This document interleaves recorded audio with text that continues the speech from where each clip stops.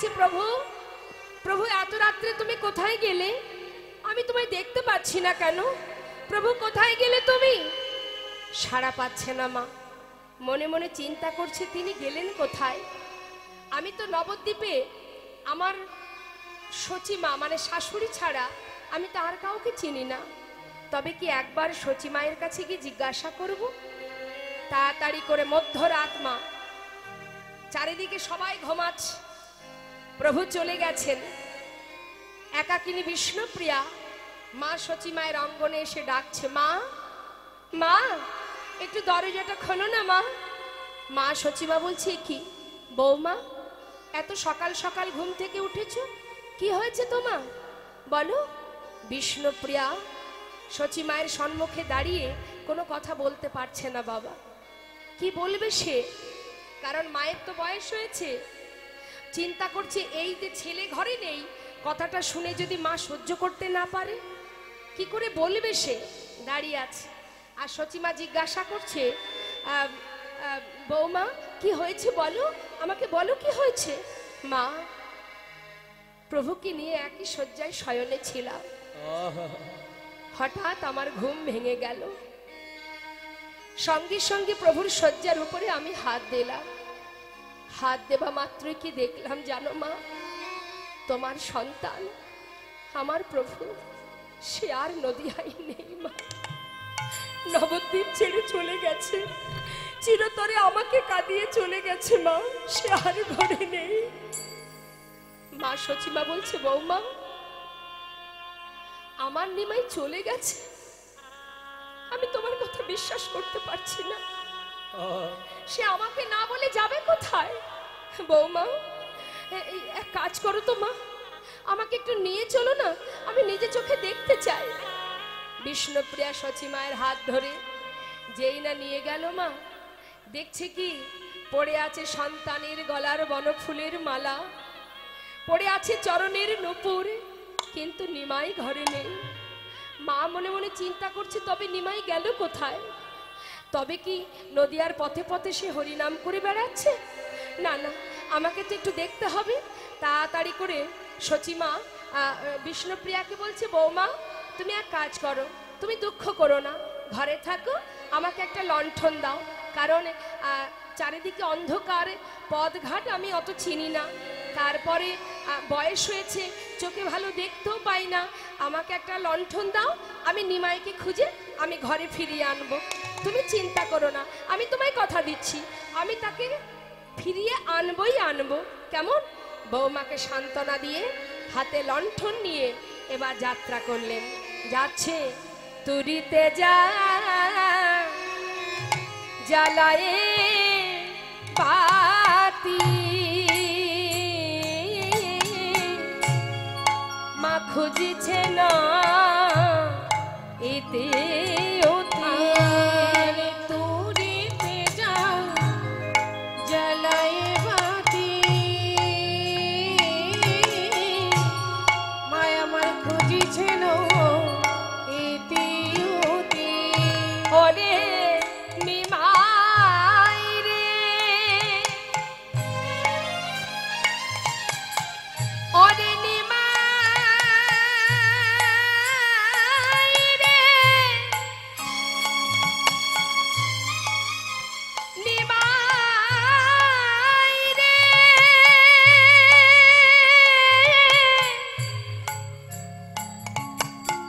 একবার ফিরে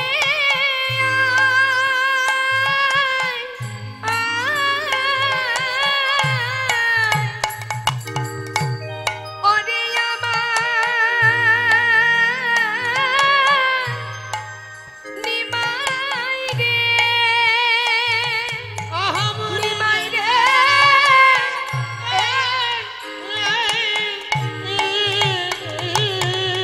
ওই না তুই যা জ্বালাইয়া জ্বালাইয়া বাতি, মায়া আমার খুঁজছে না ইতিয়তি। কোন ঠাই মা, নিমাই তো আর নদিয়ায় নেই। মা সচিমা রাত্রের অন্ধকারে খুঁজছে, পাচ্ছে না। বলে কোন ঠাই উদ্দেশ্য নাহি পাইয়া, কোন ঠাই উদ্দেশ্য নাহি পাইয়া, ওই না কোনো ঠাই হরিব আদি উদ্দেশ্য না পাইয়া গো, কোনো ঠাই উদ্দেশ্য না পাইয়া। বলে একবার নিমাই তুই ফিরে আয় রে, একবার নিমাই ফিরে আয় রে, ওরে আমার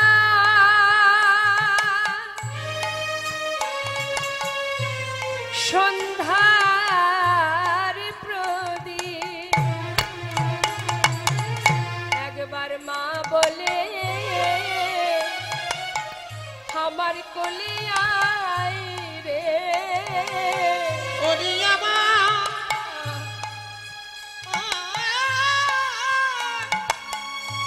জানির মানি একবার আমার কোলে আইরে, ওরে তুই ছাড়াই আমার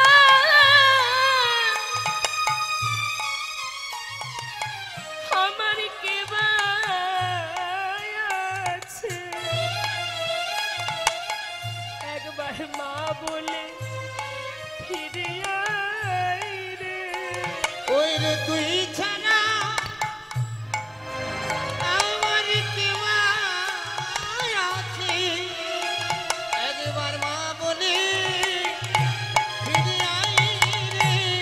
সচিমা পথের ধারে বসে কাজ, নিমাইকে না নিয়ে বাড়ি ফিরবে কি করে? ঘরে অভাগিনী বৌমা, তাকে কি সান্ত্বনা দেবে সে? বয়স হয়েছে মা সচিমায়ের, পথের ধারে কত কুকুর শৃগাল শুয়ে আছে, তাদের কাছে জিজ্ঞাসা করছে ওরে নদীবাসী সবাই ঘুমাচ্ছে, তোরাই পথে জেগে আছিস, একবার বলতে পারিস তোরা আমার নিমাই কোন পথে গেছে? তারা যদি দেখেও থাকে বলবি কি করে গো মা? মা মনে মনে চিন্তা করছে যদি আমি নিমাইকে খুঁজে না পাই আমি আর ঘরে ফিরবো না, গঙ্গার জলে নিজেকে বিসর্জন করে দেব।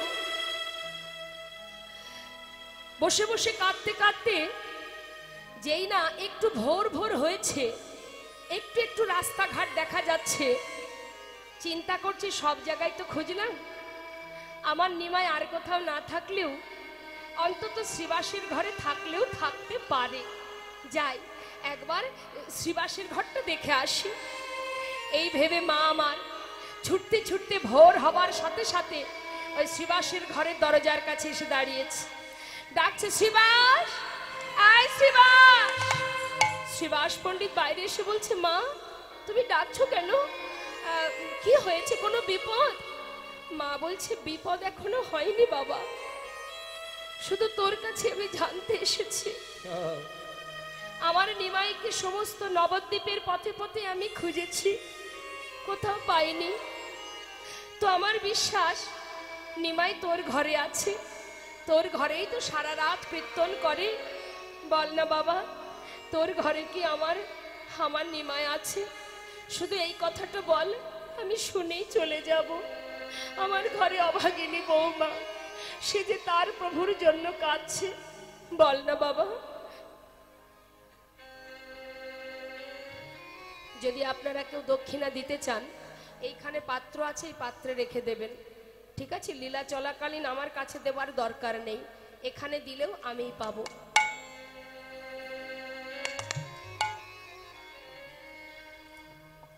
বলছে তোরা একটিবার তুই বল নিমাই আছে কিনা, শুনেই আমি চলে যাব।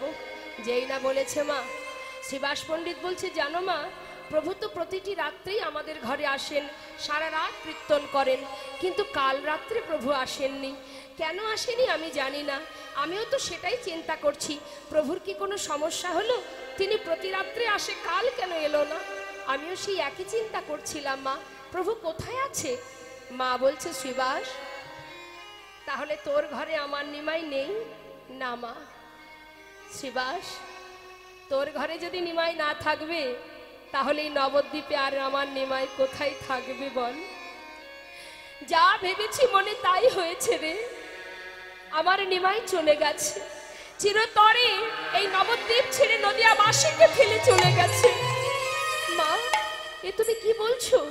হ্যাঁ জানিস শ্রীবাস, একদিন আমার নিমাই আমাকে বলেছিল, মা, আমি নবদ্বীপে হরিনাম করি বলে সমস্ত ব্রাহ্মণ সমাজ আমার হরিনামে নিন্দা করে। মা, আমাকে কেউ নিন্দা করলে আমি সইতে পারি, কিন্তু হরিনামের নিন্দা করলে আমি সইতে পারি না মা। তাই নামকে সম্বল করে চিরতরে একদিন সব ছেড়ে আমি বৃন্দাবনে চলে যাব। শ্রীবাস, আমার নিমাই যা বলেছে তাই করেছে। ভেবেছিলাম বলেছে কিন্তু করবে না, এখন দেখছি না, সে যা বলেছে তাই করেছে।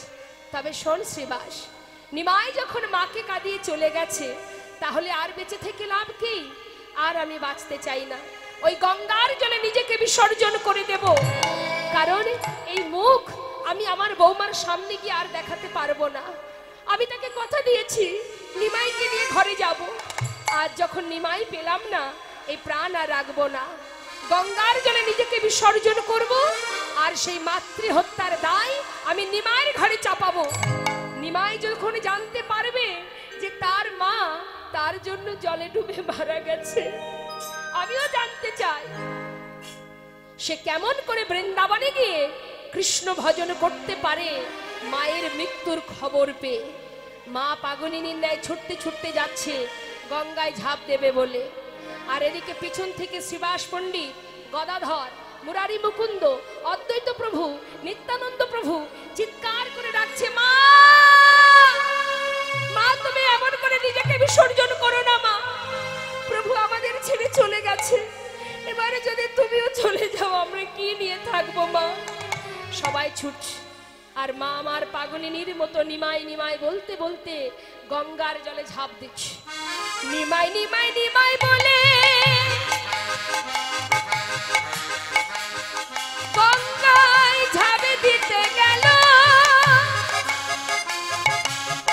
ছুটে এসে নিত্যানন্দ মায়ের ধরিল।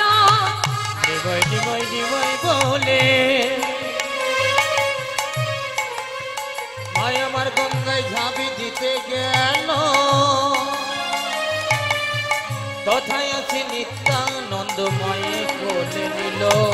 মরতে তোমার হবে না মা, না না, মূর্তি তোমায় হবে না মা, মরতে তোমার হবে না মা। নিমাই গেছে নিতাই আছে, মরতে তোমার হবে না মা। নিমাই গেছে নিতাই আছে, মরতে তোমার হবে না মা।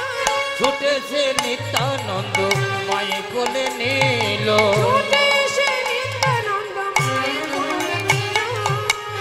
মা, কেঁদো না মা, আমার কথা শোনো।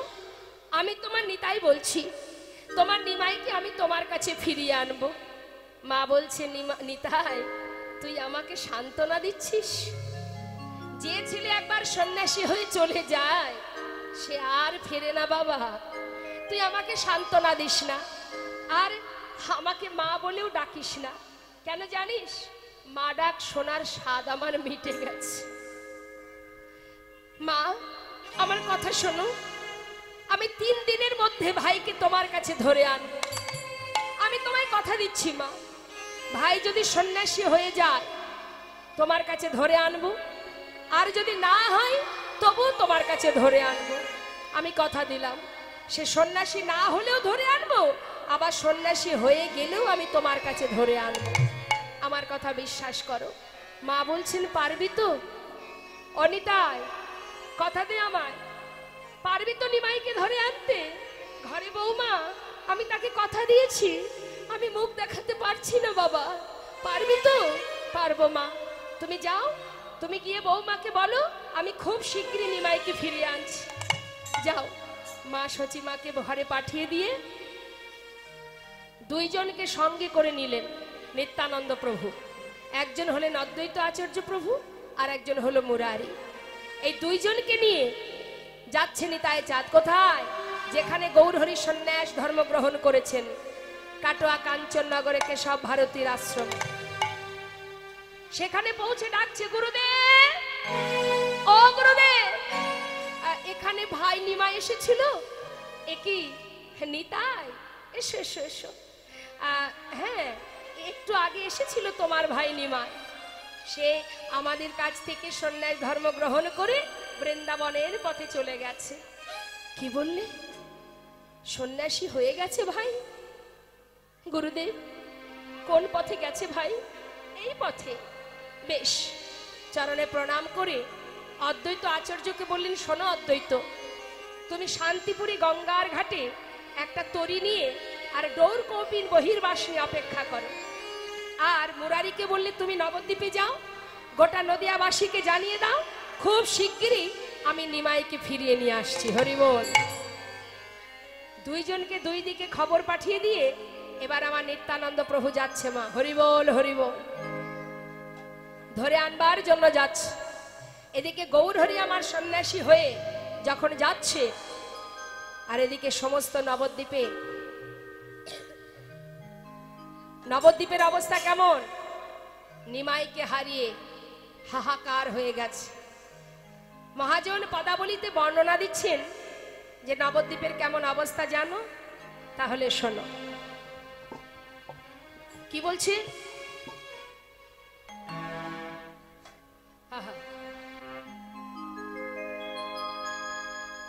এই সে নদিয়া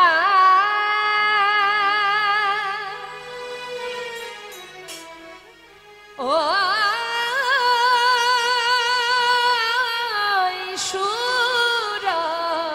সুরধনী, এই নদিয়া ওই সুরধনী। মানে নদিয়া আছে, সুরধনী গঙ্গা আছে, কিন্তু একজন নেই।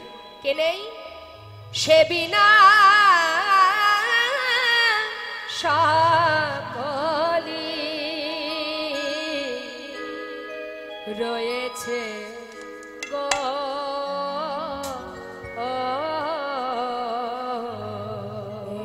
সে নদিয়া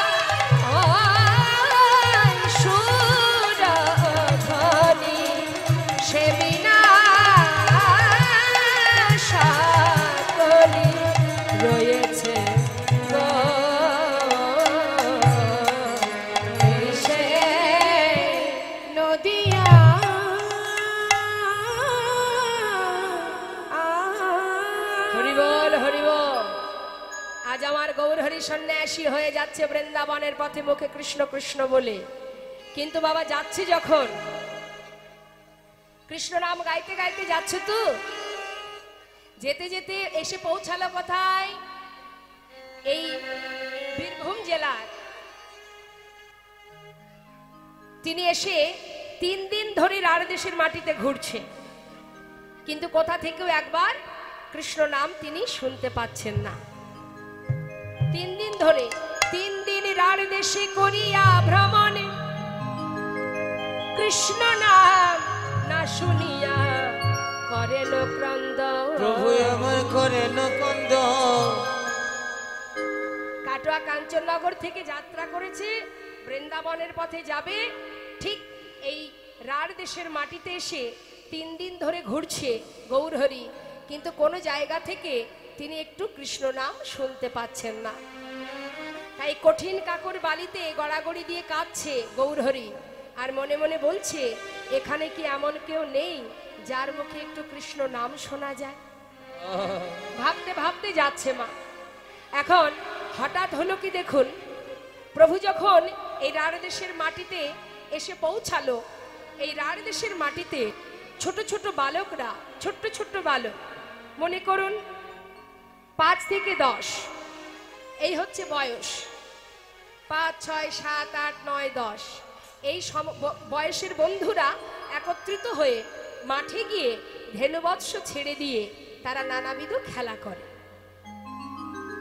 এখন আজও তারা মাঠে এসে খেলা করছে আর বলা বলি করছে, এই ভাই, এই শোন, আমরা তো প্রতিদিন মাঠে খেলা করি, আজ একটা সুন্দর খেলা করব।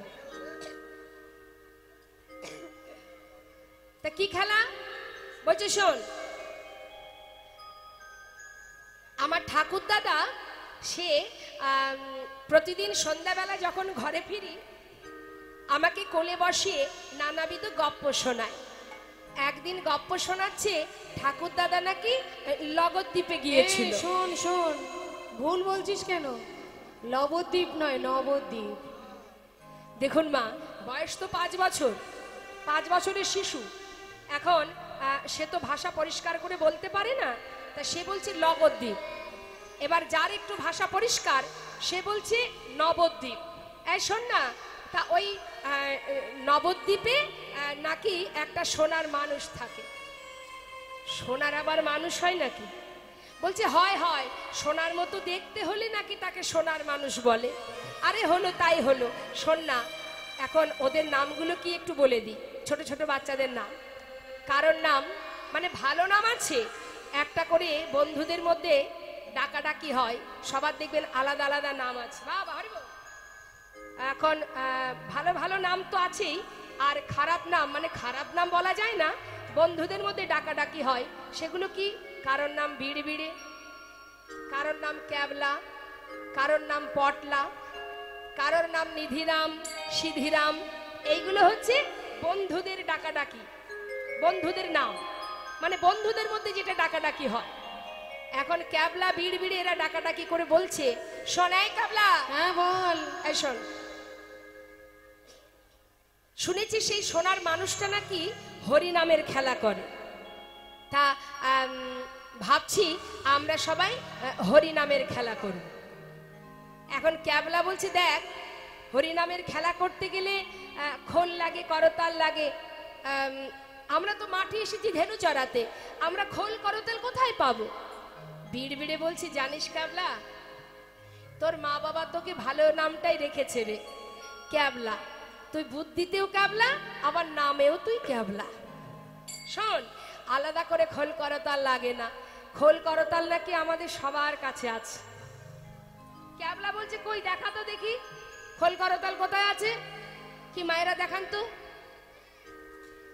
ওটা কি? আর খোল কোথায়? তাহলে দেহ খোল আর করতাল, তাই তো? তাহলে সবই তো আমাদের কাছেই আছে, আলাদা করে লাগবে?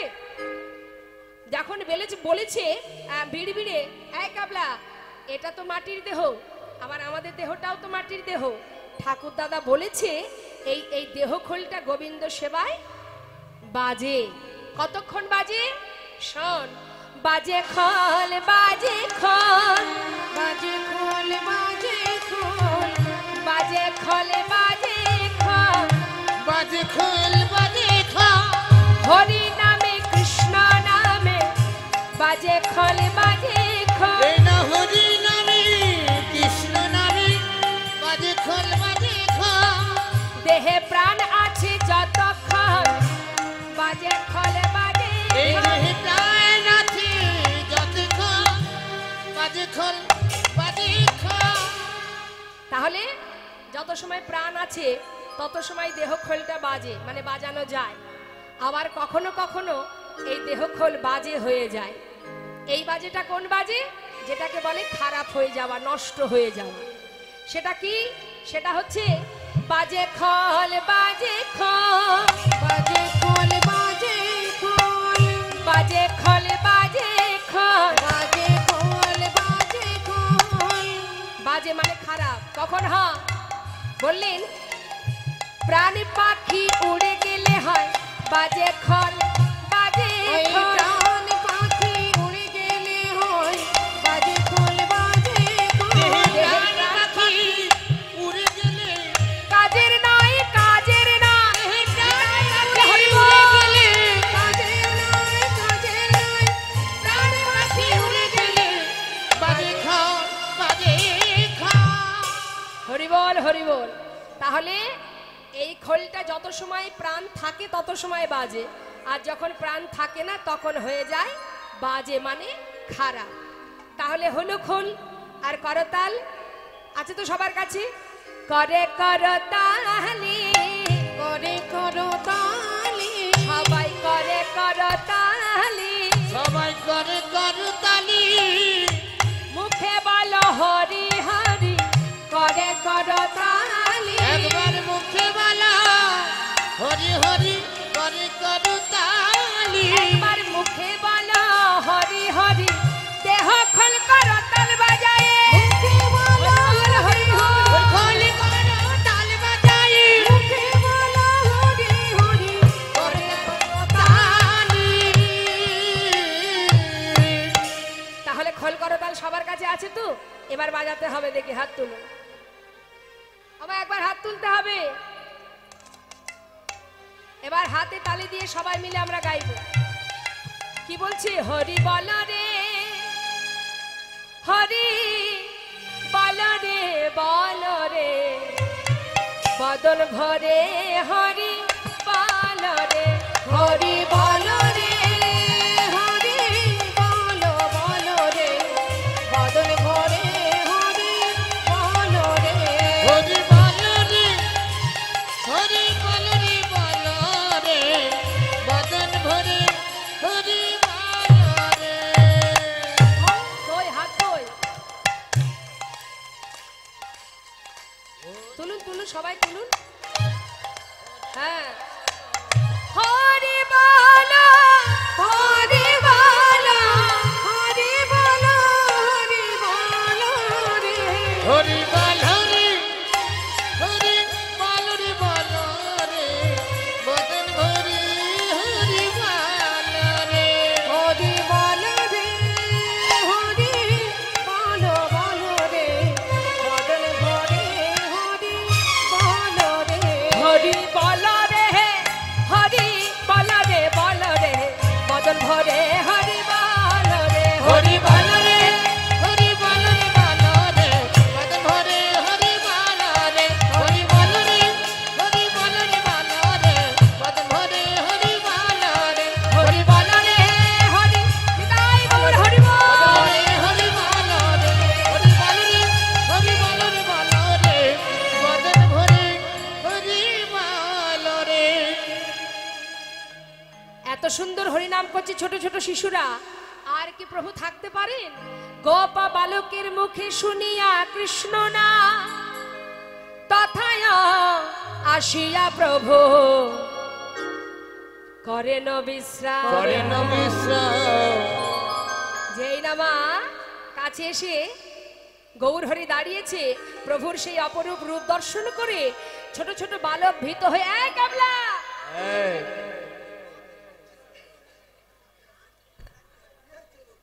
শোন না, আমরা সবাই হরিনাম করছি দেখে এই কোথা থেকে এই আগুন জ্বলা মানুষটা আমাদের সামনে এসে দাঁড়িয়েছে। কে বলতো দেখি? আমার তো খুব ভয় করছে রে। হ্যাঁ, গায়ের রং কেমন মা? তপ্ত কাঞ্চনের থেকে অধিকতম উজ্জ্বল। হ্যাঁ, অঙ্গ থেকে জ্যোতি বাহির হচ্ছে, এমন মানুষ তো তারা জীবনে কখনো দেখেনি। ছোট ছোট বালক ভয় পেয়ে ভীত হয়ে একে অপরকে জড়িয়ে ধরে বলছে, হ্যাঁ রে ভাই, এই ভাই আমার যে খুব ভয় করছে রে। বলছে দেখ, এই শোন না, ওই যে দেখছিস না গলা জড়িয়ে আদর করছে, নিশ্চয়ই ভালোই হবে। গৌরহরি তো বদনটা চেপে ধরে বলছে, বালক এত সুন্দর নাম তোরা কোথায় পেলি বাবা? আবার বল, আবার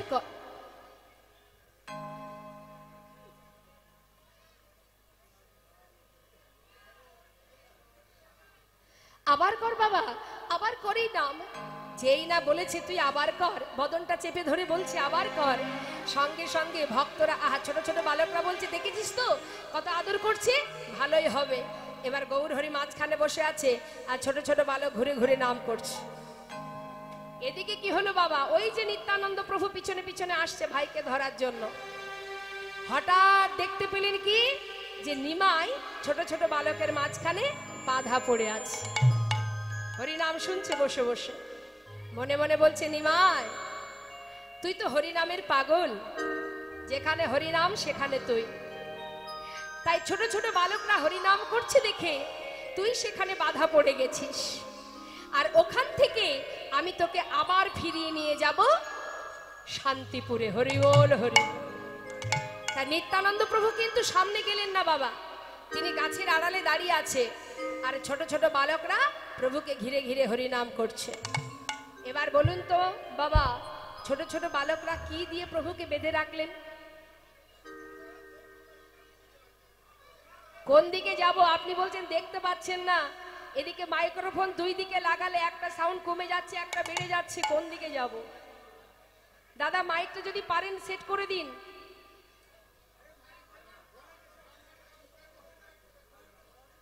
দুটো মাইকের সাউন্ড দুই রকম হচ্ছে তো সমস্যা হয়ে যাচ্ছে, দেখুন পারেন যদি আপনি সেট করে দিন। হ্যাঁ, আমি তো আমার গান করছি কিন্তু পিছন থেকে সব চিৎকার করছে, ওই জন্য বললাম আর কি।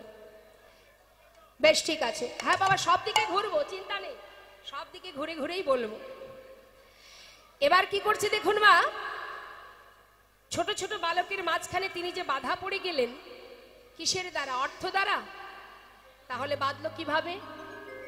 ভালোবাসা দিয়ে, ভক্তি দিয়ে। হ্যাঁ, তাই বলছে মহাজন, কেবল ভক্তি ডরে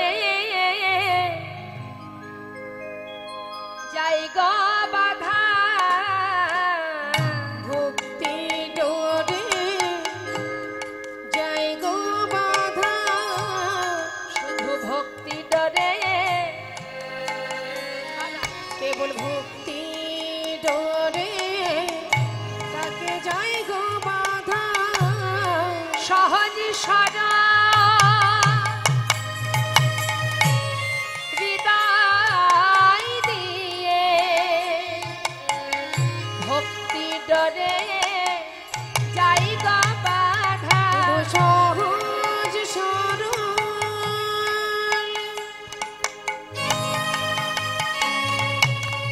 হৃদয় দিয়ে শুধু ভক্তি ডোরে জায়গা বাধা, সহজ সরল হৃদয় দিয়ে হরি বল। তাকে ভক্তি ডোরে জায়গা বাধা, কোন ধনই সারে যা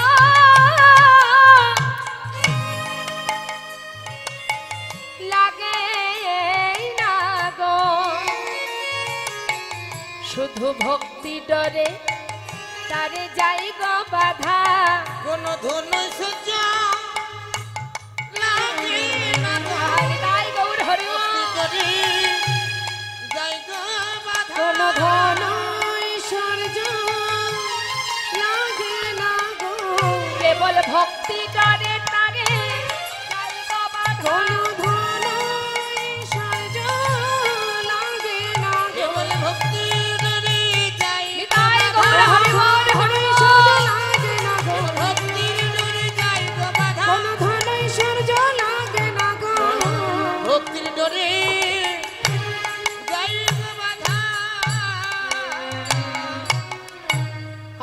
বললেন? ছোট ছোট বালক তাদের ভালোবাসা দিয়ে গৌরহরিকে বাঁধলেন। অর্থাৎ ঐশ্বর্য দিয়ে ভগবানকে বাঁধা যায় না, অর্থ দিয়ে পাওয়া যায় না, পাণ্ডিত্য দিয়ে পাওয়া যায় না, শুধু চাই ভক্তি। একটা সুন্দর দৃষ্টান্ত দিই আপনাদের বাবা। শ্রীখণ্ড নিবাসী মুকুন্দ দাসের একমাত্র পুত্র, যার নাম রঘুনন্দন। এই ছেলেটির বয়স হচ্ছে 12 বছর, মন দিয়ে শুনবেন। আর এই 12 বছরের শিশু, আর ঘরে আছে গোপীনাথ বিগ্রহ আর মুকুন্দ দাস, এই তিনজনের সংসার। প্রতিদিন মুকুন্দ দাস দ্বারে দ্বারে ভিক্ষা করে, আর তিনি একটু কবিরাজি জানতেন। আগেকার সময়তে এত ওষুধ ছিল না, এখন কেউ গ্রামে অসুস্থ হলে ওই কবিরাজের যেতে হতো সুস্থতা করার জন্য। এখন ওই গ্রামে একজন অসুস্থ হয়েছে বলে মুকুন্দ দাসের ডাক পড়েছে। এখন মুকুন্দ দাস যখন গ্রামে অসুস্থ ব্যক্তিকে সুস্থ করার জন্য যাচ্ছে, ঠিক সেই সময় ওমা ঘরের মধ্যে ছোট্ট ছেলে, 12 বছরের ছেলে, তার উপরে দায়িত্ব দিয়েছে ঘরে গোপীনাথের সেবা। বলছে, বাবা আমি বড় চিন্তায় পড়েছি, একা মানুষ কোন দিকে যাব? গ্রামে একজন অসুস্থ, সেখানেও যেতে হবে, আবার ঘরে গোপীনাথের সেবা, আমি কোন দিকে যাই বল? তা তুই একটা কাজ কর, তুই পারবি বাবা ওই গোপীনাথের সেবাটা দিয়ে দিতে? বলছে, কেন পারবো না? শোনো বাবা, তুমি চিন্তা করো না, তুমি চলে যাও, আমি ঠিক সেবা দিয়ে দেব।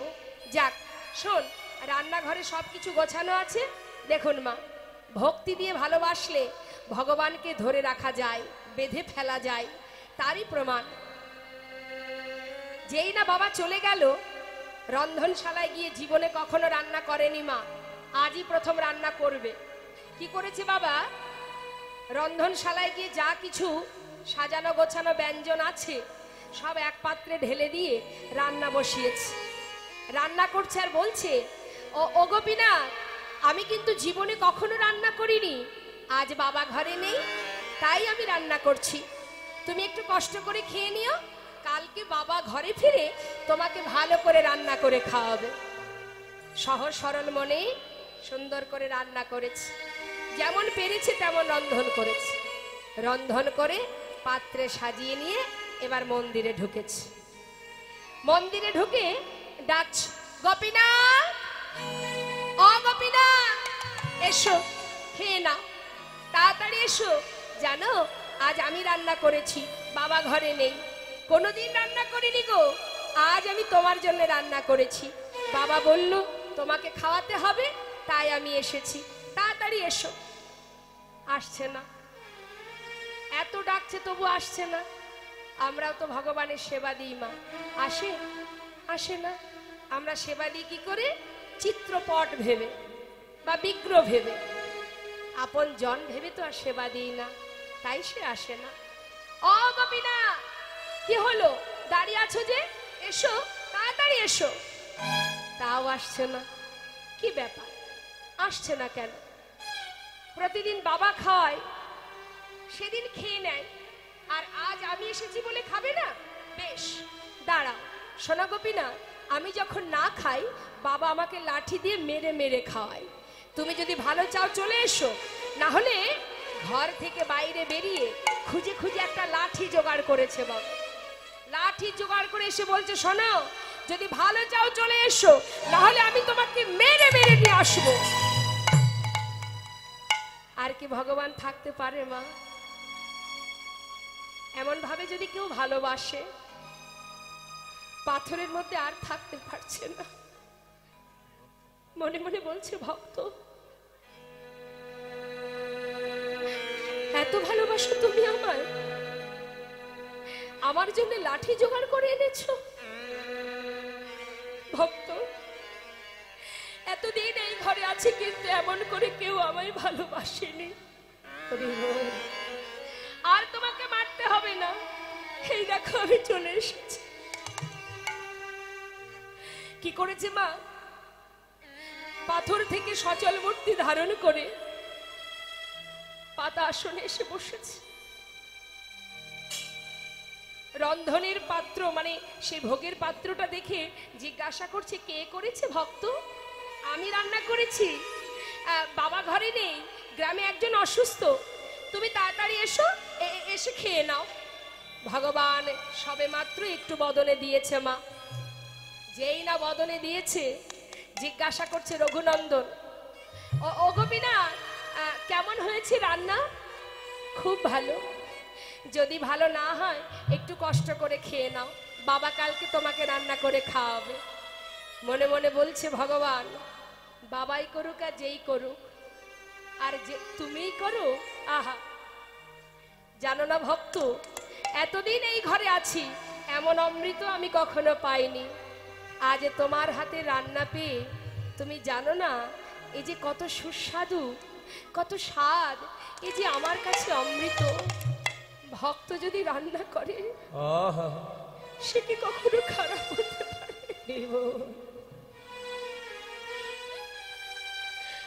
ভালোবেসে কেউ যদি খাওয়ায় সেটা খারাপ হবে কেমন করে?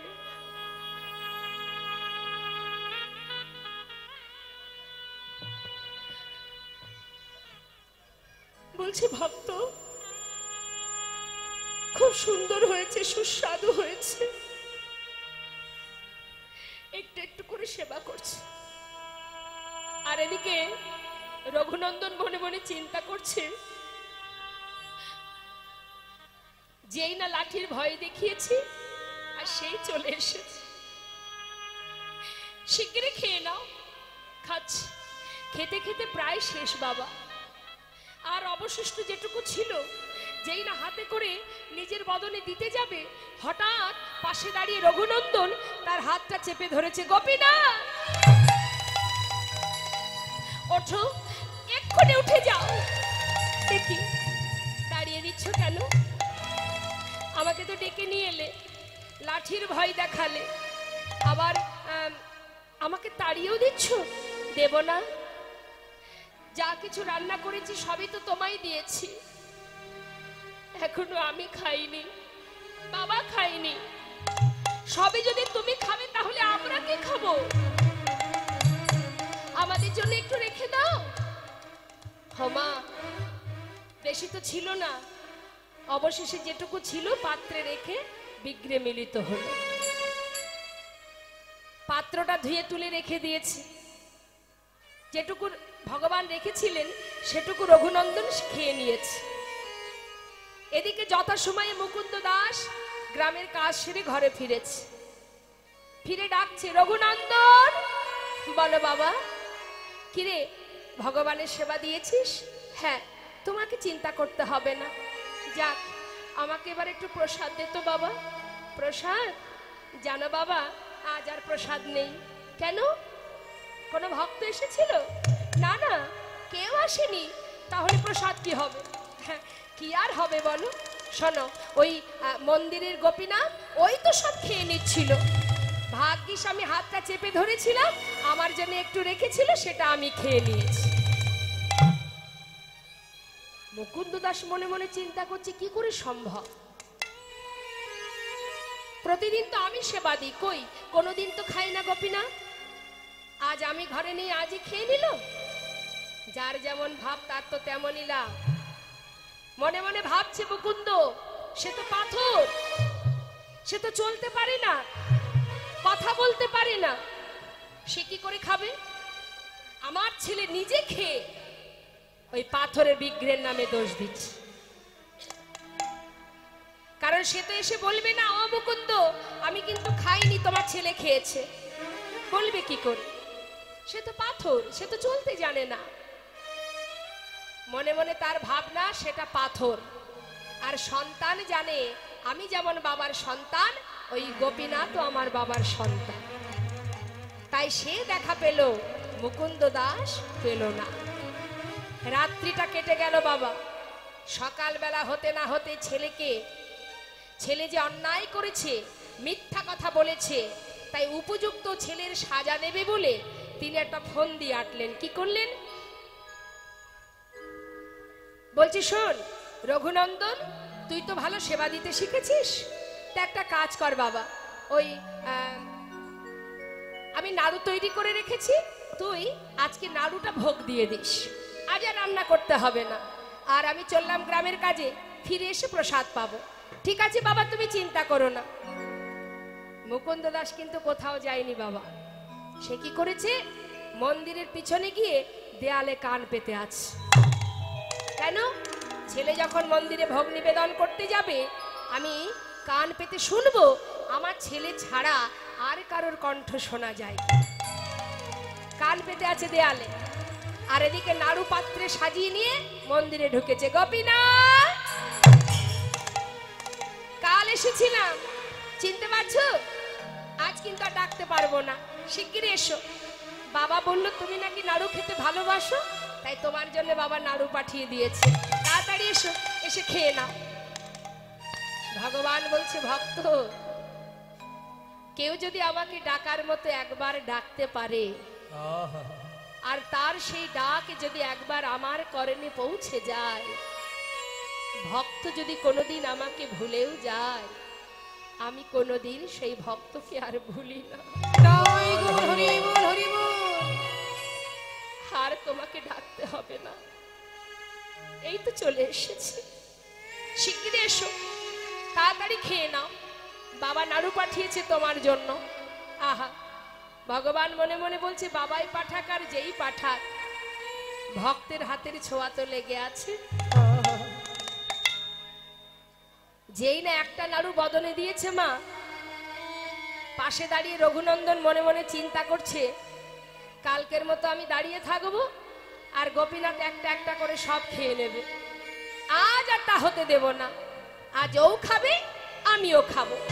এই বলে একটা নাড়ু তুলে নিয়েছি, তুলে নিয়ে মুখে দিয়েছি, অর্ধেকটা খেয়েছি। যেই না স্বাদ লেগেছে, আর বাকি এঠো অর্ধেক নাড়ুটা গোপীনাথের মুখের কাছে ধরেছে। খেয়ে দেখো গোপীনাথ, কত সুস্বাদু, খেয়ে দেখো, শিগগিরই ধরো। ভগবান নয়নের জলে বুক ভাসিয়ে কাঁদছে মা, মনে মনে বলছে, ভক্ত,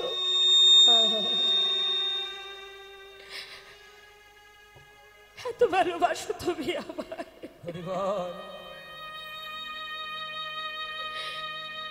তোমার বদনের এঠো নাড়ু আমাকে খাওয়াতে তোমার দ্বিধা হচ্ছে না। ভগবানের চোখে জল দেখে রঘুনন্দন বলছে, গোপীনাথ, তুমি কাঁদছো? আমার এঠো নাড়ু তোমায় দিয়েছি তাই? কি জানো, আমার ভালো লেগেছে তো, তাই আমি তোমায় দিচ্ছিলাম। ঠিক আছে, আর আমি তোমায় দেব না। তুমি কেঁদো না গোপীনাথ, কেঁদো না।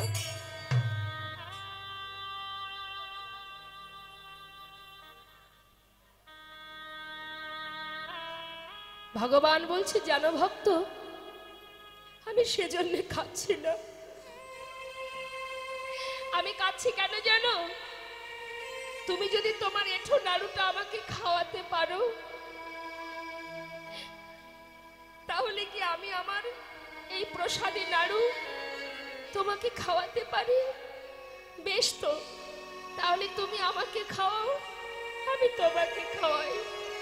ভগবান তার প্রসাদী নাড়ু দিচ্ছে ভক্তের বদনে, আর ভক্ত তার এঠো নাড়ু দিচ্ছে ভগবানের বদনে। ভক্ত ভগবানের মধুর মিলন, মধুর প্রেম, মধুর ভালোবাসা দেখবার জন্য মুকুন্দ দাস ছটফট করছে। সে মনে মনে চিন্তা করছে, আমার পুত্র ছাড়া আরো একজনের কণ্ঠ শোনা যায়, তবে কে সে? ছুটে এসে মুষ্টাক হাতে দরজা খুলেছে। যেই না দরজা খুলেছে বাবা, তার আগেই ভগবান অর্ধ নাড়ু হাতে করে বিগ্রেগে মিলিত হয়ে গেল। মুকুন্দ দাস এতদিন ভগবানকে দেখেছেন, হাতে ছিল তার বাঁশি, আজ হাতে অর্ধ নাড়ু দেখে তার মনের সন্দেহ দূর হয়ে গেল। ছুটে গিয়ে সন্তানকে বুকের মধ্যে জড়িয়ে ধরেছে। রঘুনন্দন,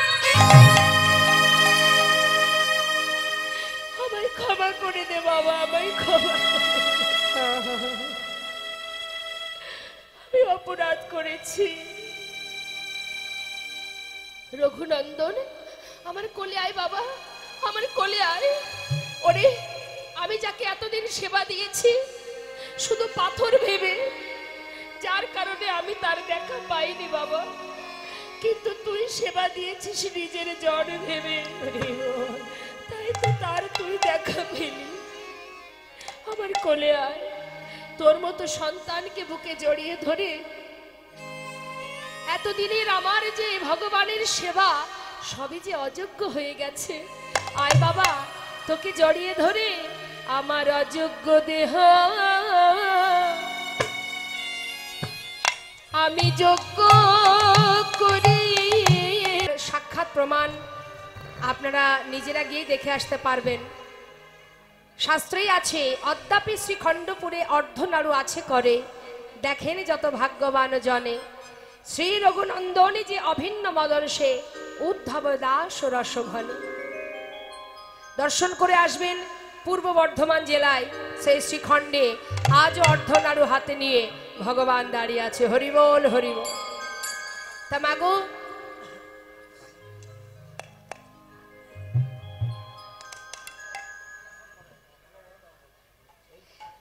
তো আপনাদের কাছাকাছি আছে সেই পানুরিয়া গ্রাম, যেখানে মহাপ্রভু বিশ্রাম নিয়েছিলেন, এই বীরভূম জেলাতেই সিউড়িতে। ওই পানুরিয়া গ্রামেই মহাপ্রভু কিছুক্ষণ বিশ্রাম করে ওই যে ছোট ছোট বালকদের মাঝখানে হরিনাম শুনছিলেন, সেই জায়গাটি হলো ওটা। এখন যখন মা ছোট ছোট বালকের মাঝখানে নাম শুনছে, নিতাই চাঁদ চিন্তা করছে, নিমাই তাহলে ওখান থেকে তোকে আমি আবার পুনরায় নবদ্বীপে ফিরিয়ে নিয়ে যাব। তাই কি করলেন, নিত্যানন্দ প্রভু গাছের আড়ালে দাঁড়িয়ে আছে, নিমাই সামনে যাচ্ছে না, মা গাছের আড়ালে দাঁড়িয়ে আছে। আর ওই ছোট ছোট শিশুরা তারা ঘুরে ঘুরে ঘুরে ঘুরে হরিনাম করতে করতে হঠাৎ নিত্যানন্দ প্রভুর চোখে চোখ পড়ে গেছে।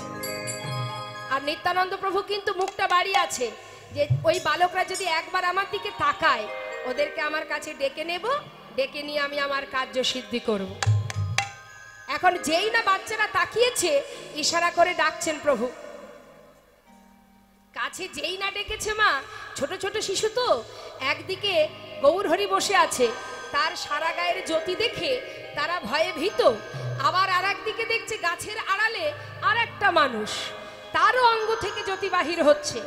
ভয়ে সবাই থরহরি কাঁপছে আর বলছে, ক্যাবলা এই শোন,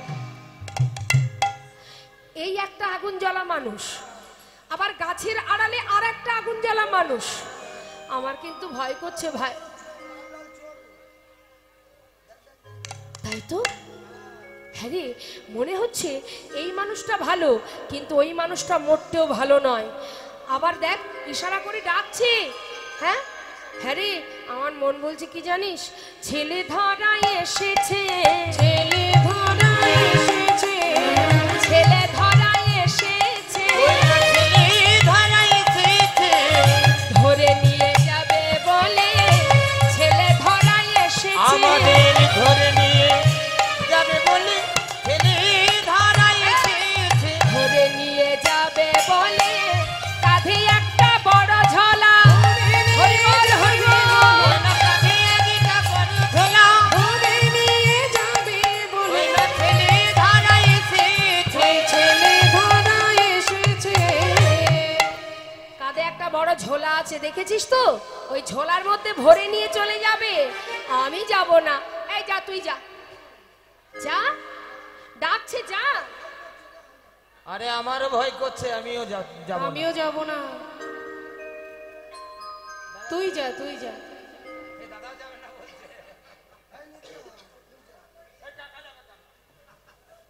হ্যাঁ, কাকার কাছাকাছি বাড়ি, ও কাকা যেতে পারে। তাহলে পাঠিয়ে দাও। বলছি মাথা খারাপ না, আমার ক্যাবলা হতে পারে, বুদ্ধিতে আমার 16 আনা আছে। ছেলে ধরার কাছে যাব আর আমাকে ধরে নিয়ে যাবে, আমার মা কাঁদবে না? বাবা বিড় বিড়ে বলছে, ও ক্যাবলা, বেশ তো বুদ্ধি আছে দেখছি, হ্যাঁ যাবি না? কেউ যাবি না? ছেলে ধরার কাছে কে যাই বলো দেখি? মা বাবারা বলে না বাচ্চাদের, এই ভর দুপুর বেলা রাস্তাঘাটে ঘুরবি না, কারণ অনেক ছেলে ধরা ঘুরে বেড়ায়, ধরে নিয়ে কিন্তু চলে যাবে। এখন তারা ছোট ছোট শিশু মা, তারা ভাবছে বাবা এই একটা আগুন জ্বালা মানুষ, ওই একটা আগুন জ্বালা মানুষ। আবার নিতাই চাঁদের চোখ দুটো তো বড় বড় লাল, শঙ্কর্ষণ বলরাম তো তিনি। এখন ওই চোখ দুটো দেখে আবার কাঁধে একটা ঝোলা আছে, ভেবেছে ঠিক ছেলে ধরা। বাবা কেউ যাব না, কেউ যেতে চাইছে। এখন মাঝখানে একজন আছে যার নাম নিধিরাম সর্দার। কথায় আছে না, ঢাল নেই তরোয়াল নেই নিধিরাম সর্দার। মানে নিধিরাম সর্দারের এতটা সাহস, তার অস্ত্র শস্ত্র লাগে না যুদ্ধ করতে গেলে। এই যাবি না? এই যাবি না? না যাবো এই যাবি না? কেউ যাবি না? আমি যাব। কেউ না যায়। আরে আমাদের কি বুদ্ধি কম আছে নাকি? এই এক কাজ কর, এই গলায় যে গামছাগুলো আছে না, ওই গামছাগুলো একটার সঙ্গে আর একটা বাঁধ।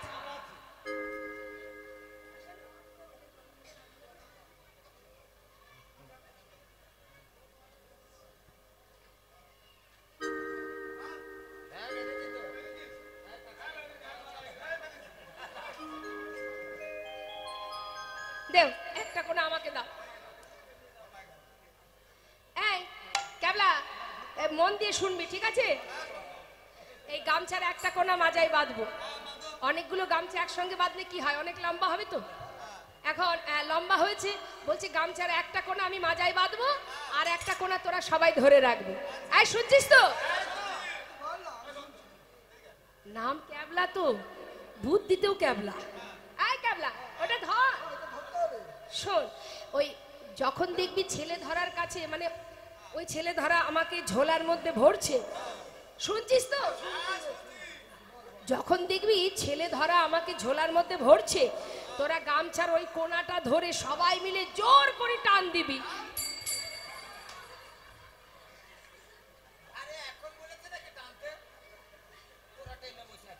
এই পটলার বুদ্ধি আছে, ক্যাবলার বুদ্ধি নেই।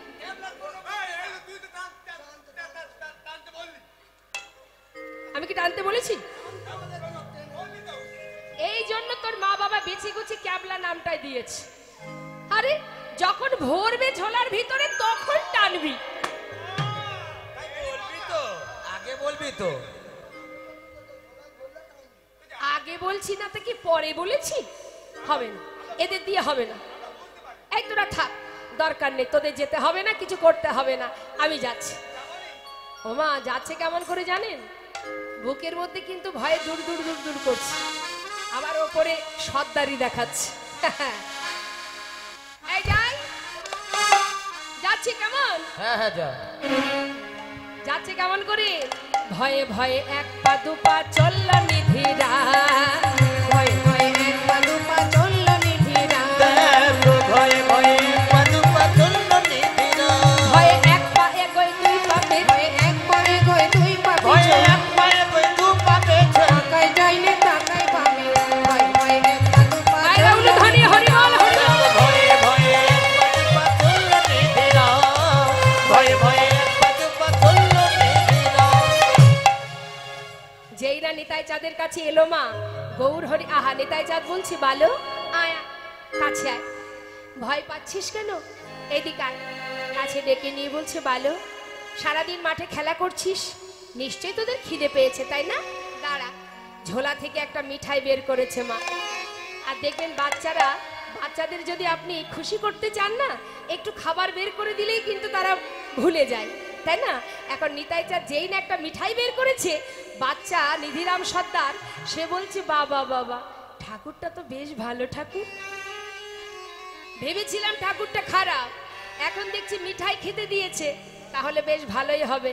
ও ঠাকুর, তুমি খুব ভালো ঠাকুর গো। হ্যাঁ দাঁড়াও দাঁড়াও, এক্ষুনি আসছি। মিঠাইটা হাতে করে নিয়ে ছুটতে ছুটতে বন্ধুদের কাছে গিয়ে ডাকছে, পটলা। কি হলো রে? এই কাবলা, এই বল। শোন না, এই শোন, এই ঠাকুরটা ভালো, কিন্তু এই ঠাকুরের থেকে ওই ঠাকুরটা না বেশি ভালো। আরে এই ঠাকুর তো শুধু আদর করেছে, কিছু তো আর খেতে দেয়নি। আর ওই ঠাকুর ভালোবেসেছে, আবার এই দেখ মিঠাই খেতে দিয়েছে। যেই না মিঠাই দেখেছে মা, ছোট ছোট শিশুরা তারা দল বেঁধে ওই গৌর হরিকে ফেলে রেখে সবাই নিত্যানন্দ প্রভুর কাছে এসে দাঁড়িয়েছে। হরি বল হরি বল। কাছে এসে বলছে, ও ঠাকুর, ঠাকুর তুমি তো এত ভালো, কিন্তু জানো ঠাকুর, তোমার এই ঝোলাটা দেখে না আমরা ভয় পেয়েছি। ওটা কিসের ঝোলা ঠাকুর? নিত্যানন্দ প্রভু বলছে, ও আমার ঝোলা দেখে ভয় পেয়েছিস? ভয় পাওয়ার কিছু নেই বাবা, শোন, এই ঝোলাটা হলো সিদ্ধি ঝোলা। ও ঠাকুর, হ্যাঁ, তুমি কি সিদ্ধি খাও? আরে না, সে সিদ্ধি ঝোলা নয়। তবে? যে সিদ্ধি খেলে নেশা হয়, এটা সে সিদ্ধি ঝোলা নয়। এটা হলো, কি করে বোঝায় বাচ্চাদের মন। শোন, এই ঝোলার কাছে যে যা চায় সে তাই পায়। ও তা মানে জাদু ঝোলা? হ্যাঁ, ঠিক ঠিক ঠিক ঠিক বলেছিস। আমার এই ঝোলাটা হলো জাদু ঝোলা। তাহলে যা চাইবো তাই পাবো? হ্যাঁ, যা চাইবি তাই পাবি। বল কি চাস, বল, তুই যা চাইবি তাই দেব। ছোট ছোট বালক বলছে, ঠাকুর যা চাইবো তাই পাবো? হ্যাঁ, বল কি খাবি বল। সারাদিন মাঠে ঘুরে বেড়াচ্ছিস, নিশ্চয়ই খিদে পেয়েছে। বল কি খাবি, এক্ষুনি তোদের আমি দিয়ে দেব। শোনো শোনো ছোট ঠাকুর, ছোট বালক বলছে, হ্যাঁ বলছি আমরা কিছু খেতে চাই না, আচ্ছা। আমরা যা দেখতে চাই দেখাবে তো? হরি বল হরি বল। ওমা, ছোট ছোট বালকরা তো একটু খাবার পেলেই খুশি হয়ে যায়, কিন্তু আজকে দেখুন এই ছোট্ট ছোট্ট বালক, তারা কিন্তু বাবা খাবার চাইছে না। কি চাইছে? মানুষগুলো ছোট হতে পারে, কিন্তু মনটা বিশাল বড়। ও ঠাকুর, আমার ঠাকুর দাদা বলেছিল ওই নবদ্বীপে নাকি সোনার মানুষ থাকে, তো ওই সোনার মানুষকে একবার দেখাতে পারবে? হরি বল হরি বল। যেই না বলেছে ঠাকুর তুমি পারবে, আমরা কিছু খেতে চাই না। ঠাকুর দাদা নবদ্বীপে গিয়ে একটা সোনার মানুষ দেখে এসেছে। পারবে ঠাকুর সেই সোনার মানুষটাকে আমাদের দেখাতে? হরি বল হরি বল। নিত্যানন্দ প্রভু বলছে, বালক, এত বড় চাওয়া তোদের? ওরে, তোদের মতন ছোট ছোট বালকরা কিছু খেতে চাইবে, তা না তোরা সোনার মানুষ দেখতে চাস? বেশ, দেখাবো। তবে আমার একটা কাজ করে দিবি? কি ঠাকুর? যে মানুষটা তোদের মাঝখানে বসে হরিনাম শুনছে, ও যদি তোদের কাছে জিজ্ঞাসা করে যে বৃন্দাবনের পথ কোন দিকে, তোরা বৃন্দাবনের পথটা না দেখিয়ে একটু শান্তিপুরের পথটা দেখিয়ে দিবি। পারবি বাবা? ও ঠাকুর, তুমি মিথ্যা কথা শেখাচ্ছ? ঠাকুর দাদা বলেছে মিথ্যা বললে পাপ হয়, আমরা মিথ্যা বলতে পারবো না। বালক, আজকের এই উপকারের জন্য যদি তোদের কোনো অপরাধ হয়ে থাকে, আমি কথা দিচ্ছি তোদের সমস্ত অপরাধ আমি নিয়ে নেব বাবা। আমার এইটুকু উপকার করে দে।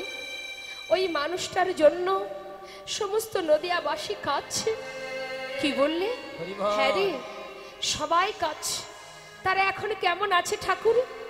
ভালো নেই। বলো না ঠাকুর কেমন আছে? শুনবি? কেঁদে আকুল সচি মাতা, কাঁদে সোনার নদিয়া। দেখো না কেঁদে আকুল সচি মাতা, এই সোনার নদিয়া। কেঁদে আকুল সচি মাতা, কাঁদে সোনার নদিয়া। তারা প্রাণীতে জীবে করেছে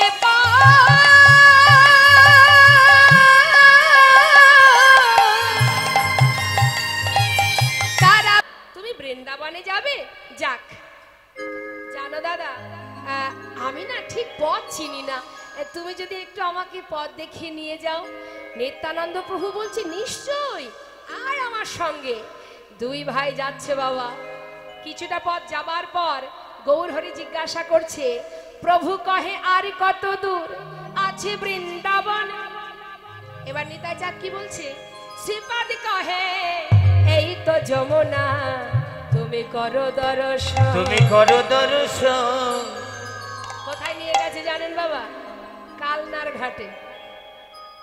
কালনায় গিয়ে পৌঁছালো, আর কালনায় গিয়ে ওই কালনার ঘাটে গিয়ে বলছে অনিমাই এই দেখ এই হলো যমুনা, দর্শন কর।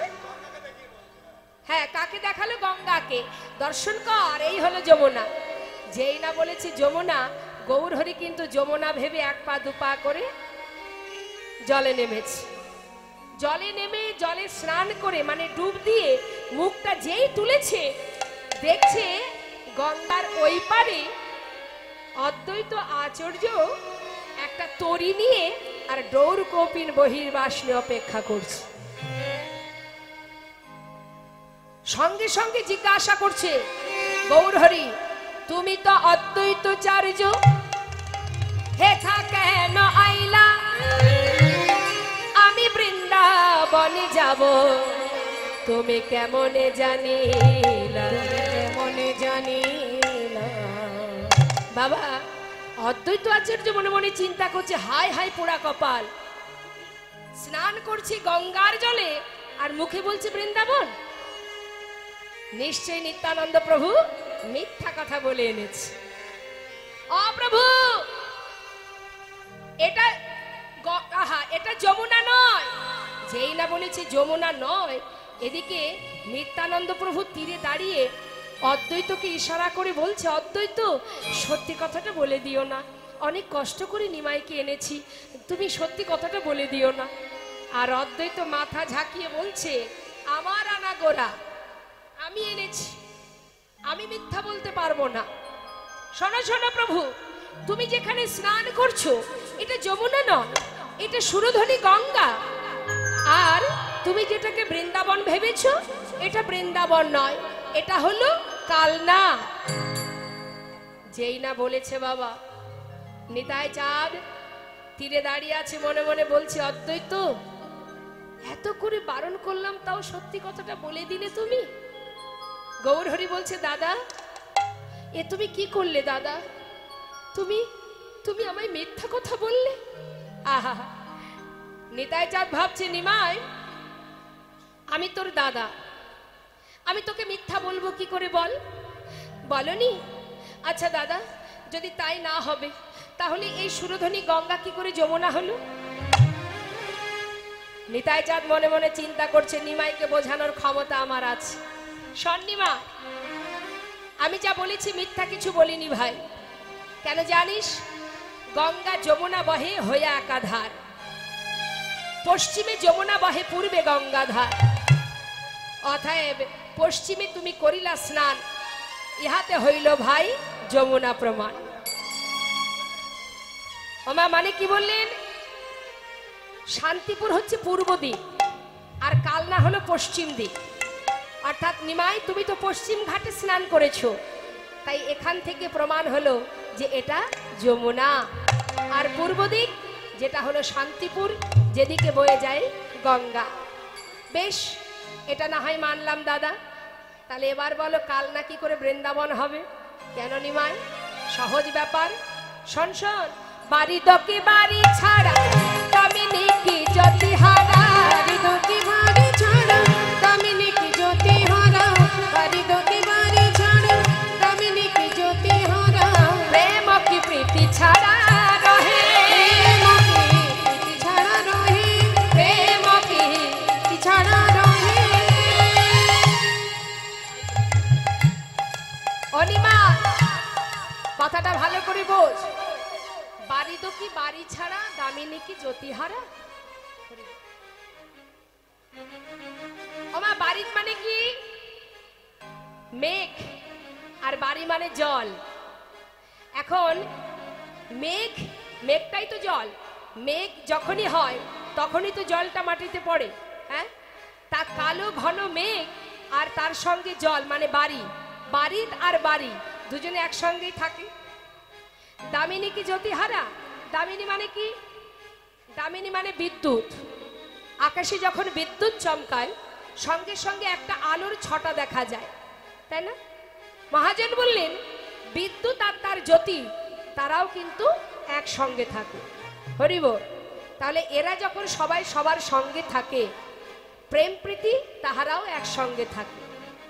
তাহলে নিমাই তোহারই উদয় যেথা মধুর বৃন্দাবন সেথা, তোহারই উদয় যেথা মধুর বৃন্দাবন সেথা, তোহারই উদয় যেথা মধুর বৃন্দাবন সেথা। এই কথা ভাগবতে কহে, এই কথা ভাগবতে কহে, এই কথা ভাগবতে কহে। এই তো মধুর শ্রী বৃন্দাবন, এই তো মধুর শ্রী বৃন্দাবন, যেথায় তোমার হয় আগমন, সেই তো মধুর শ্রী বৃন্দাবন, যেথায় তোমার হয় আগমন, এই তো মধুর শ্রী বৃন্দাবন, যেথায় তোমার হয় আগমন, এই তো মধুর শ্রী বৃন্দাবন, এই তো মধুর শ্রী বৃন্দাবন। এই তো মধুর শ্রী বৃন্দাবন। হরি বল হরি বল। অদ্বৈত আচার্য প্রভু দুই ভাইকে নিজের ঘরে নিয়ে এলেন মা। আনবার পর মা সীতা ঠাকুরানী দুই ভাইকে সেবা দেবে বলে নানাবিধ ব্যঞ্জন রন্ধন করেছে। কেন? নিতাই গৌর দুই ভাইকে সেবা দেবে। এদিকে হলো কি দেখুন, সেবা দিচ্ছে, গৌর হরি বলছে অদ্বৈত এত কিছু আয়োজন করেছো, কি করে সেবা করব বলো? হ্যাঁ ও প্রভু, সবার দ্বারে দ্বারে ভিক্ষা করি, কোনো রকমে আয়োজন করেছি, সেবা তো তোমাকে করতেই হবে। নিতাই চাঁদ মনে মনে চিন্তা করছে যে খেতে চাইছে না তাকে বারবার সাধছে, কিন্তু আমিও তো নিমাইকে পাবার জন্য 3 দিন পথে পথে ঘুরেছি, কই আমাকে তো একবারও সাধছে না। নিত্যানন্দ প্রভুর একটু রাগ হয়ে গেছে মা। সে কি করেছে, এক মুষ্টি পারস নিয়ে বলছে অদ্বৈত কি খাওয়া খাওয়াইলে পেটে না ভরিল, এক মুষ্টি প্রসাদ নিয়ে অদ্বৈতের মুখে ছুঁড়ে দিল। অদ্বৈতের মুখে ছুড়ে দিল। হরি বল হরি বল। ও মা কি করেছে দেখুন,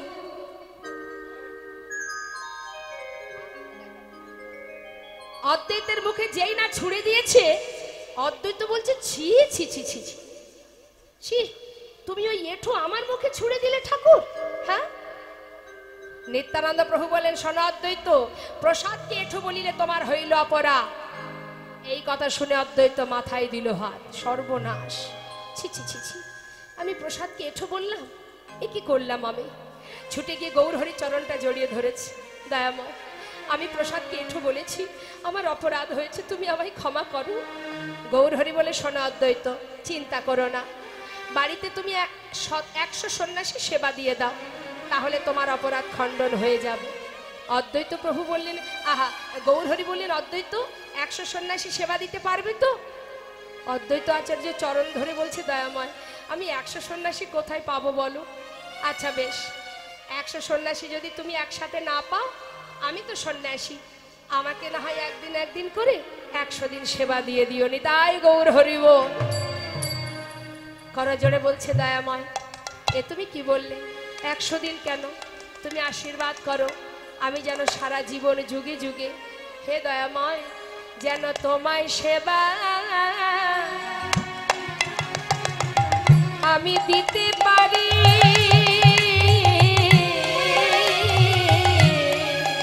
যেন তোমায় সেবা আমি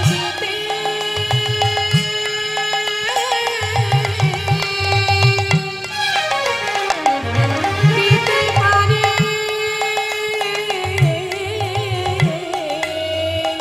শুধু এ জন্মে না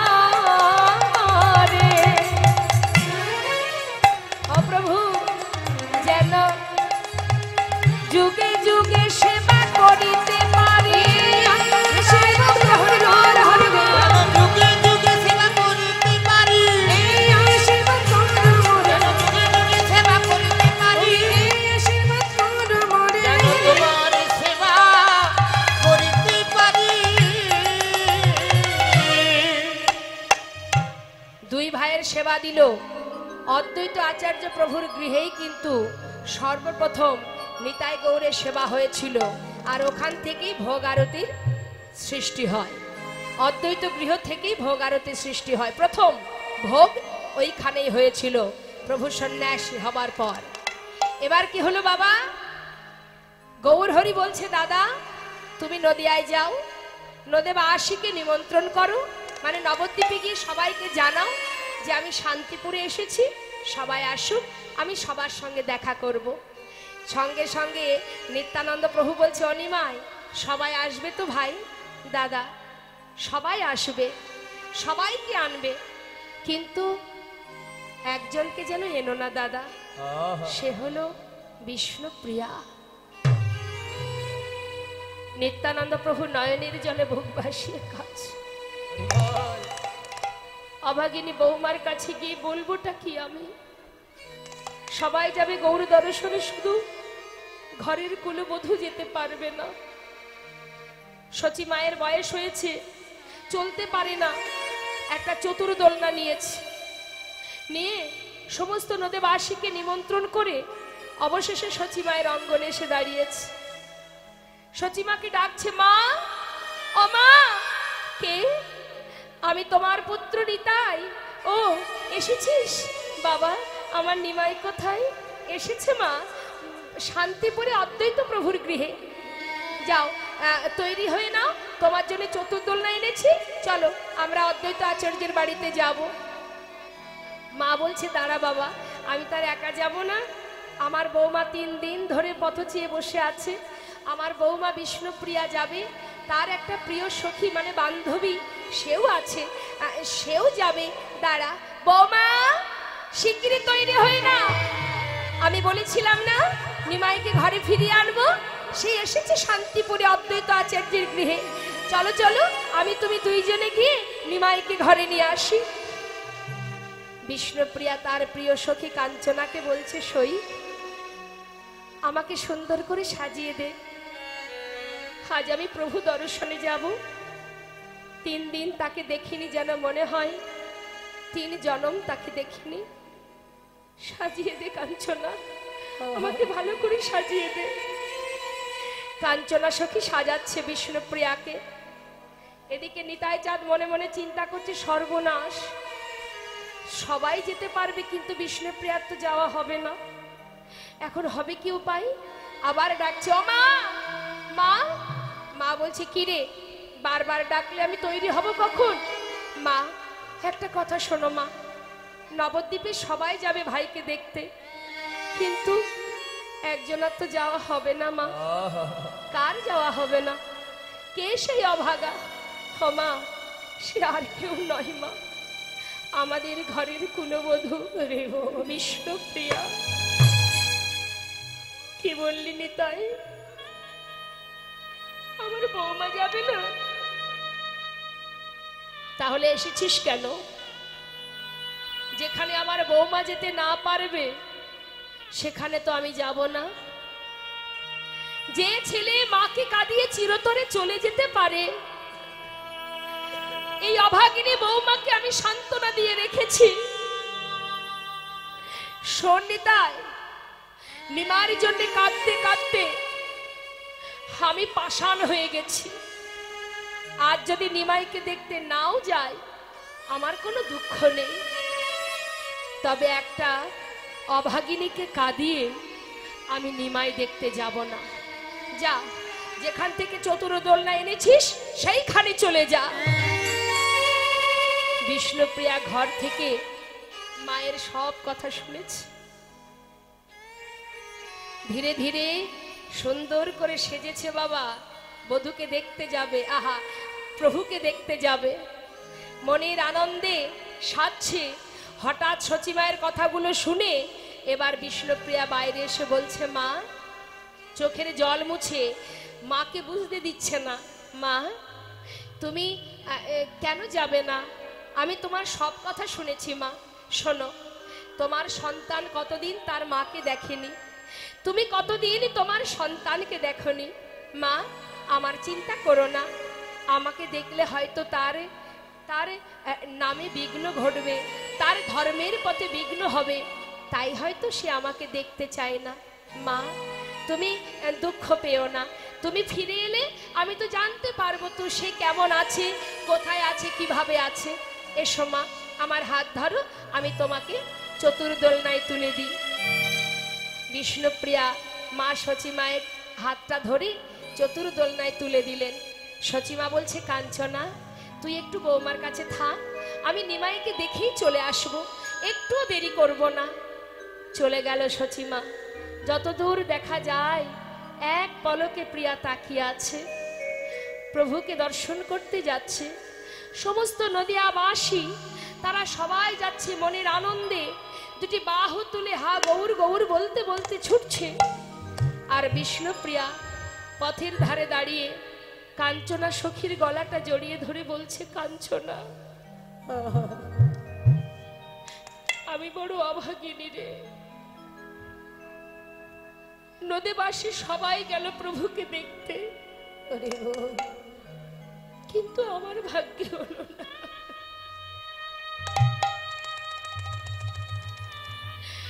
আমি যদি নবদ্বীপের অন্য কেউ হতাম হয়তো দেখতে যেতে পারতাম, আমি তো অন্য কেউ নই, আমি তো তার সহধর্মিণী। তাই সহধর্মিণীর বদন দেখলে ধর্মের বিঘ্ন ঘটে, তাই আমার ভাগ্যে হলো না কাঞ্চনা। কিন্তু জানিস কাঞ্চনা, আজ না হয় ভাগ্যে হলো না, কিন্তু দেখা আমাদের হবেই হবে। শোন তাহলে বলি তোকে, চোখের দেখা হবে না, সখীরে দেখা হবে মনে মনে, চোখের দেখা হবে না, সখীর দেখা হবে ওই মনে মনে, চোখের দেখা হবে না। তুমি নিশীতে স্বপ্নে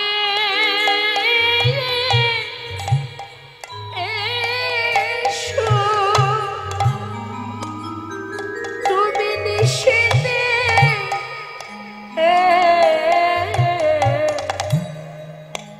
স্বপ্নে এসো, প্রভু রব আমি, ওগো প্রভু রব আমি, নিশি জাগরণে। চোখের দেখা হবে না,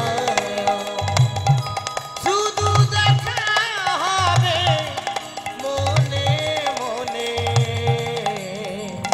চোখের দেখা হবে না।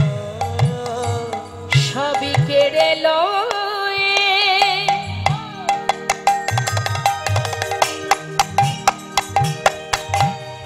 চলে গেছ তুমি, মরম সখীরে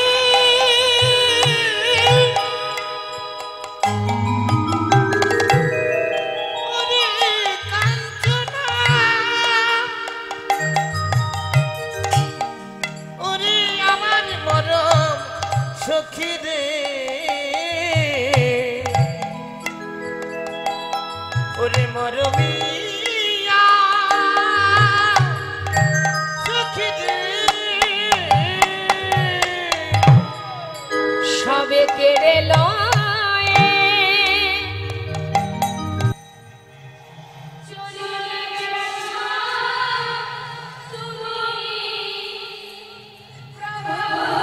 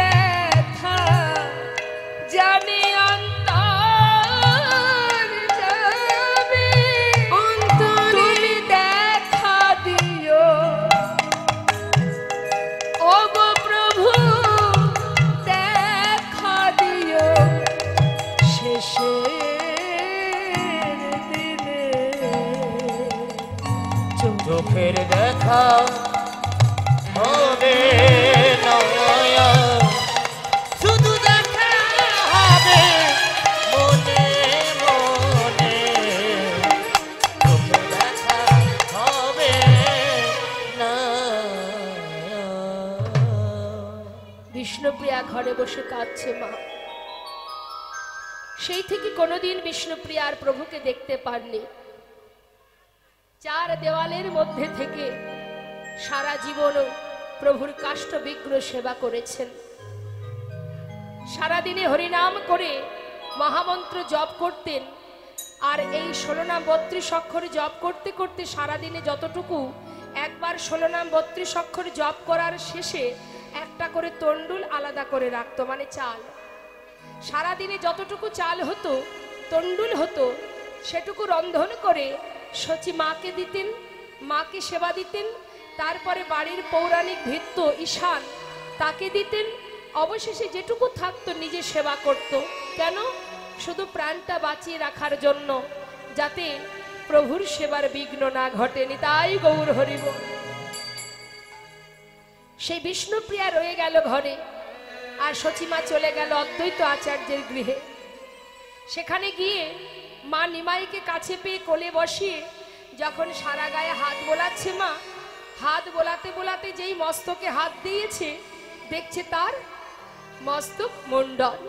হে কি নিমাই, তোর সে চাচুর চিকুর কেশ কোথায় বাবা? কিরে, এমন কাজ কে করলো? কে তোর এমন দশা করেছে বল? মা, কেউ করেনি মা, আমি সন্ন্যাসী হয়েছি। সন্ন্যাসী?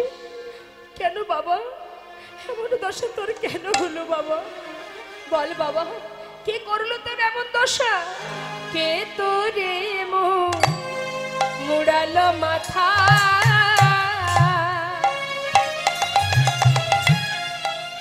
পরালো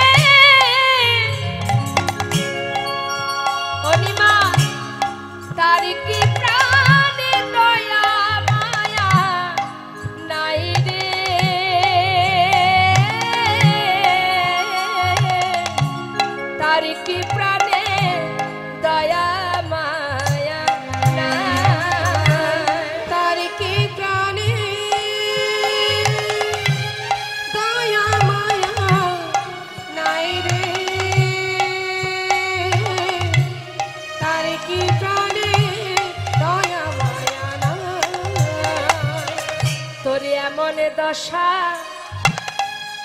কে করিল?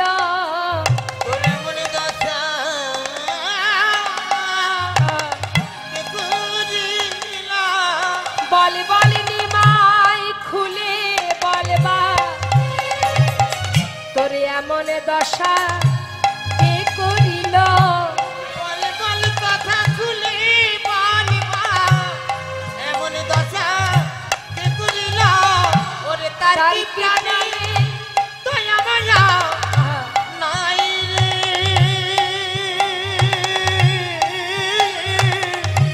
তার কি প্রাণে দয়া মায়া না। মা বলছে, মা নিমাই আমায় বল বাবা, কেন তুই সন্ন্যাসী হয়েছিস? বাবা, আমাদের ছেড়ে তুই চলে যাবি? ঘরে বিষ্ণুপ্রিয়া। মা, আমায় আর বাধা দিও না মা, আমাকে যেতে হবে। আমি তো সন্ন্যাসী হয়েছি, তোমার যদি মত না থাকে, ভালো না লাগে, আমাকে তুমি বলো, আমি তোমার সঙ্গে নবদ্বীপে চলে যাব। মা বলছে, বাবা যে একবার সন্ন্যাসী হয়ে যায় তার কি আর এই ছাড় ঘরে মন বসে? কিন্তু বাবা, যদি যেতেই চাস তবে বৃন্দাবনে যাওয়ার অনুমতি আমি তোকে দিতে পারবো না, কারণ বৃন্দাবন তো অনেক দূর। সেখানে থাকলে আমি জানতে পারবো না কোথায় আছিস, কেমন আছিস। মা, তাহলে আমি কি করব? আমি তোকে আদেশ করছি বাবা, তুই নীলাচলে বাস কর। বেশ, তাই হবে মা, তোমার কথাই শিরোধার্য। বলি মা, 3 দিন হলো আমি তোমার হাতে কিছু খাইনি, আমাকে কিছু খাইয়ে দাও। নিমাই, তুই না সন্ন্যাসী হয়েছিস বাবা, যার তার হাতে খেতে পারবি? তুমি যে কি বলো না মা, আমি যাদের জন্য সন্ন্যাসী হয়েছি তাদের কাছেই থাক না, কিন্তু তোমার কাছে সন্তান ছিলাম, আজও আছি, ভবিষ্যতেও থাকবো। শোনো মা, 4 স্থানে আমি যুগে যুগে বাধা থাকবো। কোথায় কোথায়? শ্রীবাসীর অঙ্গনে, রাঘব ভবনে, নিত্যানন্দের নর্তনে, আর সচি মায়ের রন্ধনে। যুগে যুগে থাকবো বাধা এই 4 স্থানে। এবার তো খেতে দাও। মা রন্ধন করে নিমাইকে খেতে দিচ্ছে, আর নিতাই চাঁদ মনে মনে চিন্তা করছে, দেখেছো নিমাইকে পেয়ে মা আমাকে ভুলে গেছে। মা বলছে, ওরে অনিতাই, তোকে ভুলবো কি করে বাবা, আয়, আমার আর একটা কোল এখনো ফাঁকা আছে, আয় কোলে এসে বস। 2 সন্তানকে 2 কোলে বসালেন। আমরা অদ্বৈত প্রভুর গৃহে মায়ের কোলে 2 ভাইয়ের মিলন দর্শন করব। সচি মায়ের কোলে বসিল ছেলে, গৌর আর নিতাই।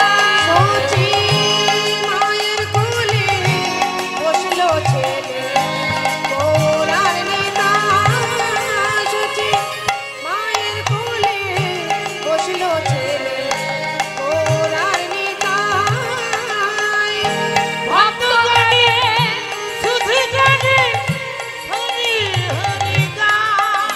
এবার ভক্ত মনে সবে মিলে হরি গুণ গায়। সচি মায়ের কোলে গৌর নিতাই সেজেছে ভালো। জয় নিতাই জয় গৌর। মায়ের কোলে 2 ভাইয়ের মধুর মিলন আমরা দর্শন করলাম। লীলা এবার আমাদের বিশ্রাম দেব। আসুন, নিতাই গৌরে জয়ধ্বনি করবার আগে আমরা 2টো ভজন শ্রবণ করে নিই। নিতাই গৌর হরিবোল হরিবোল।